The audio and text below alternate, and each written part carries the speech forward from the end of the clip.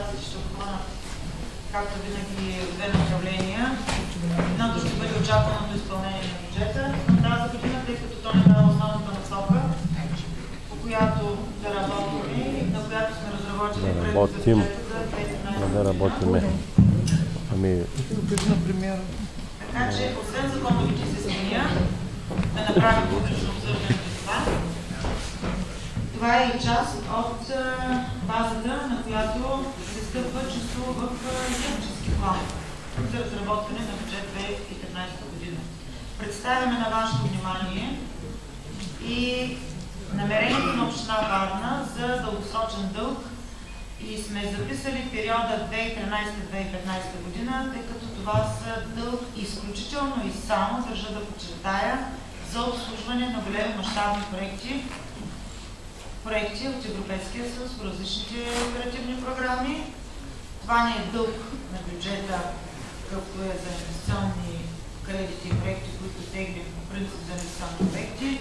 Това е за обслужване на проекти и дължа да подчертая още и друго, че бюджета, като се разглежда, трябва да се, така мисловно, всички да се прибавят и тези суми за тези проекти, които ще обслужваме, които представляват още веднъж и малко повече бюджета за една година на община Варна.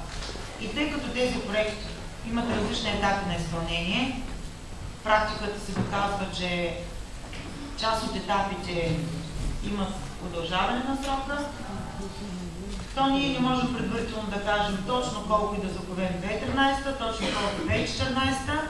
Затова ние сме посочили периода, в който реално ще бъдат реализирани тези проекти. Знаете, че програмният период от тези проекти по принцип приключва 2015 година в началото.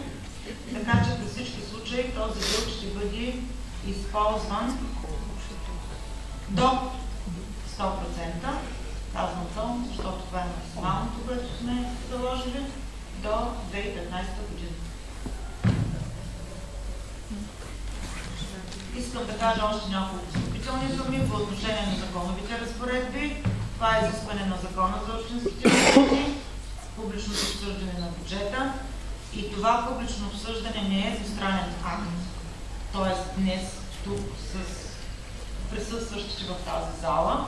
А това публично обсъждане започна много на по-ранен етап, още от август месец, когато започнахме разработването на проектобюджета, с срещи с представители на неправителствени организации, с представители на обществени съвети, с представители на камери, браншови организации, с граждани по различни тематики, даже било и то в повечето случаи недоволни граждани или недоволни от конкретни проблеми, но това е дало и част от насоките за разработване на проектобюджет 2013 година като приоритети, заложени в него.